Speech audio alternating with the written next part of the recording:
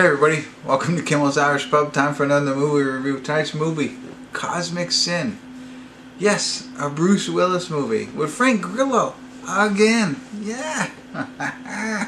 But it's about like 2,540 something. They're on Mars or they're somewhere else, and they're soldiers fighting against aliens, kind of thing. Right? So evidently they leave Earth and they start a new colonization, and aliens start coming, and they have to protect their new planet or whatever. I don't know, something like that. The thing that baffles me, there's going to be a time where I hope someday you're watching this review channel and it's going to be Bruce Willis and Nicolas Cage. I mean, from this day forward, not a past, it's going to be phenomenal if the two of them collide in these B-rated movie flicks.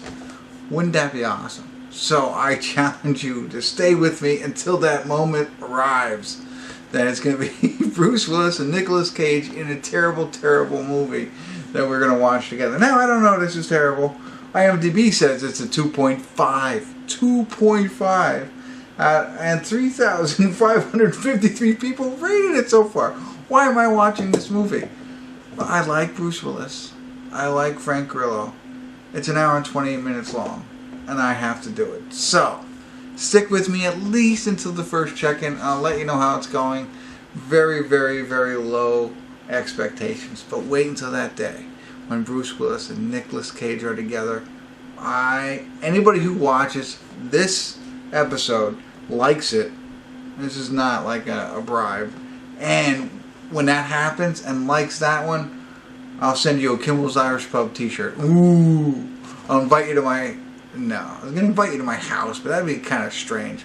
Kimmel's Irish Pub t-shirt for those who like this one, and the day that we see and we join together and see Nicolas Cage, Bruce Willis, B-rated movie from this moment forward. Can't wait till it happens. Stick around. I'll be back. We'll check in a little bit. Alright.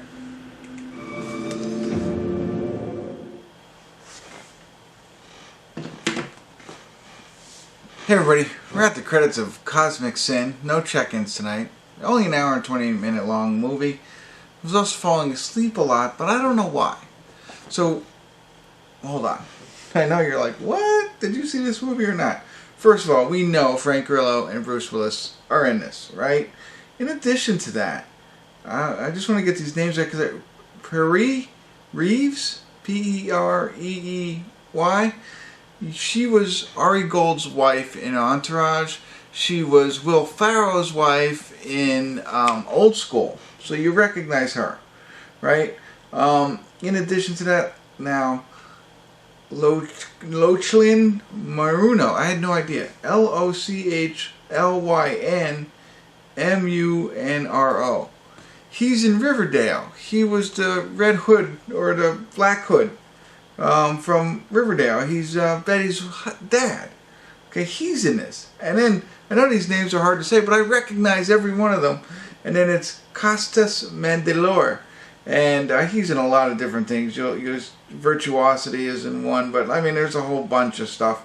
You'll recognize him as soon as you see him. So, while it's not star-studded, as my wife might say, there are recognizable people in addition to Bruce Willis and Frank Grillo, right? People that I was like, okay, I know who they are. So, let me explain it to you. This no check-in. I apologize. Falling asleep a little bit throughout it, but I don't know why, because as I watch this movie, I think about writing movies all the time. Like, I could write a movie, I think, but I can't. Because this is what's going to happen.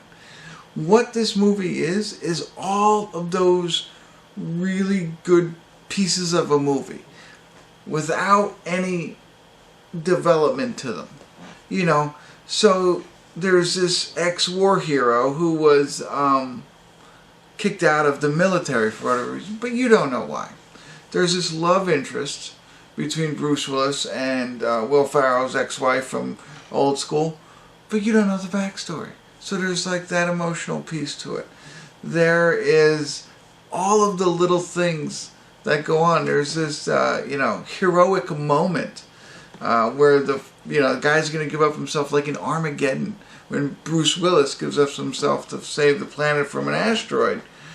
But you cared about it when you watched Armageddon. This is not the same thing, but in the same sense, you know, a guy gives up himself to save everybody.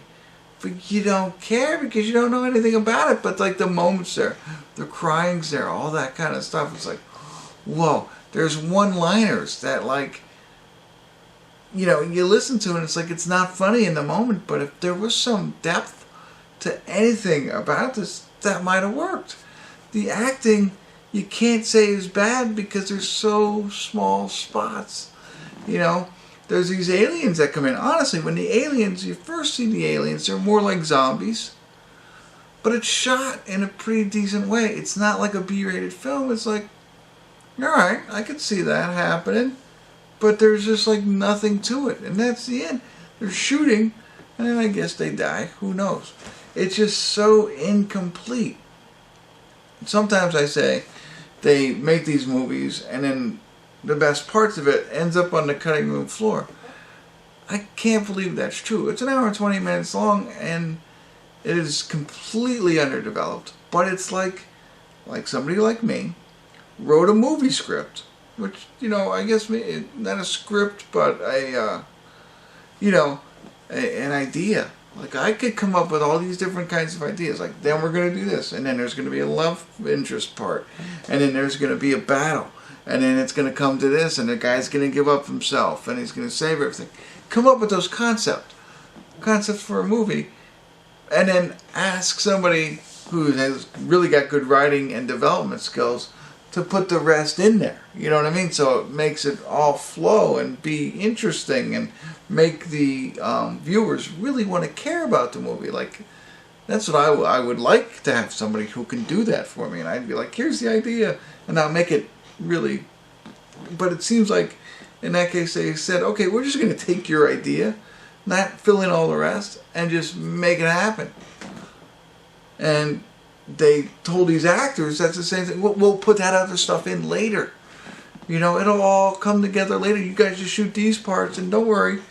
We're going to make everything else seem really good. But they never did. Like, when you watch this movie, I mean, I'm sure there's bad visual effects. But that's okay. I can get over that. There are some bad acting parts, but not as much as you would think for a 2.5 movie. It's just undertold. I don't know how to say it. I mean, that's really what happened here. It's a futuristic movie from an amateur's point of view. I don't know. Again, and also, I'll say, I always say cinematography, but like the camera angles and everything like that, not bad. Sometimes you get some bad angles and, you know, stuff like that. It's not awesome. But I mean, it's not, I mean, when I watched this movie, it was like, okay, it was shot pretty well. But it was just told really, really bad.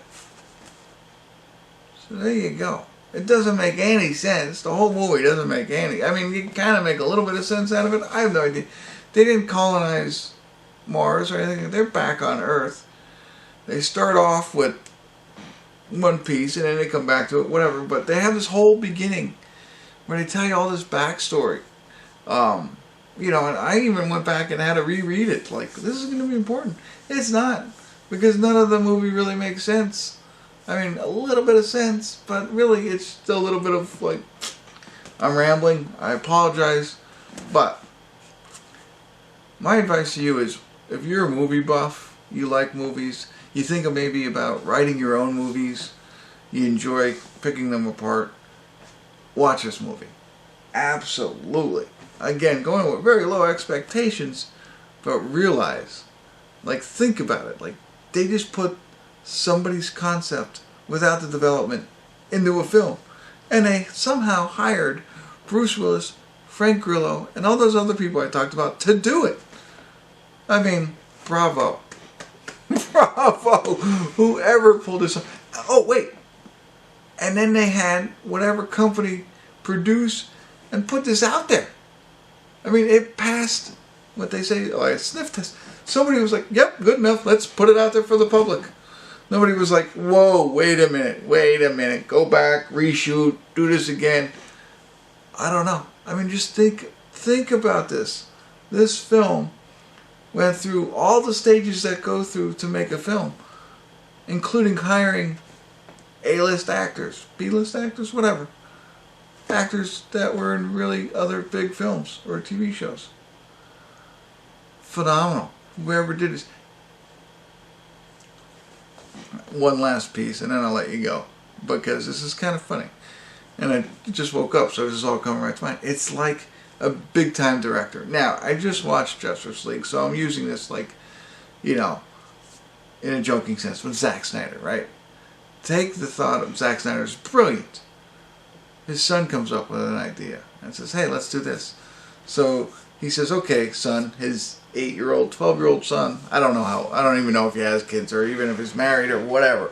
But the idea is that Zack Snyder's, or a big producer, director like him, says, okay, yeah, go ahead. Whatever you say goes. I'll get the actors. I'll pay the people to film it. And we'll put it together. But whatever you say goes. And that's how it happened. That's how I feel. It's the only plausible explanation for this movie coming out. If I'm wrong, tell me. Love to hear your thoughts. I'm going to stop right there and give you time to hit the buttons and drop me comments. And don't forget, if you do, and we see Bruce Willis, Nicolas Cage movie, B-rated movie, you're getting a free t-shirt. They're not even made. They'll be one of a kind. Alright, that's it. I'm boring you now, but thank you for staying this long. And, of course, you've already subscribed, but if you didn't, subscribe now. And then tell all your friends, of course, and continue to tune in. Kimmel's Irish Pub. Probably my best review ever. Come back, please.